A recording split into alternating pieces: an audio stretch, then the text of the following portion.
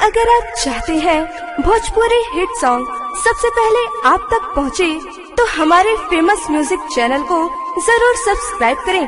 और साथ में बेल आइकन को दबाना ना भूलें। प्रेम से बोला सूरज गोसाई की